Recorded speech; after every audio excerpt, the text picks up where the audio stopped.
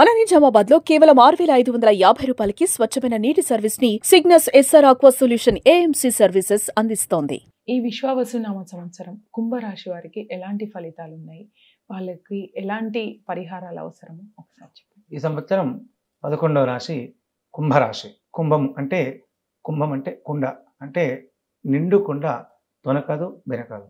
ఈ సంవత్సరం కుంభరాశి వారికి 4వ ఇంటి ఉన్నటువంటి బృహస్పతి 5వ ఇంటికి వస్తున్నాడు. అలాగే జన్మరాశిలో ఉన్నటువంటి శనేశ్వరుడు ద్వితీయంలోకి వస్తున్నాడు. అలాగే వారికి ఈ సంవత్సరం 8 ఆదాయం, 14 రూపాయలు ఖర్చు, 7 పూజించేవారైతే అవమానం 5. ఈ సంవత్సరం కుంభరాశి వారు ఎలాంటి పరిహారాలు చేసుకోవాలి? ఈ సంవత్సరం వారికి గతంలో ఉన్నటువంటి క్రోధినామ సంవత్సరం ఉన్నటువంటి ఫలితాలను బట్టి చూస్తే ఈ సంవత్సరం కుంభరాశి వారికి కొంత మెరుగుగా కనబడుతుంది. ఎట్లాగా అంటే 5వ బృహస్పతి వస్తారు కాబట్టి వారు చేసేటటువంటి పనుల్లో, అంటే ఏదైనా నూతనమైనటువంటి గృహాలు కానీ, ఏదైనా వ్యాపార వాణిజ్యాలు కానీ, ఇంకేదైనా కొత్త కార్యక్రమాలు చేపడితే వారు తప్పకుండా ఈ సంవత్సరం ఆ యొక్క విజయాన్ని సాధించగలుగుతారు.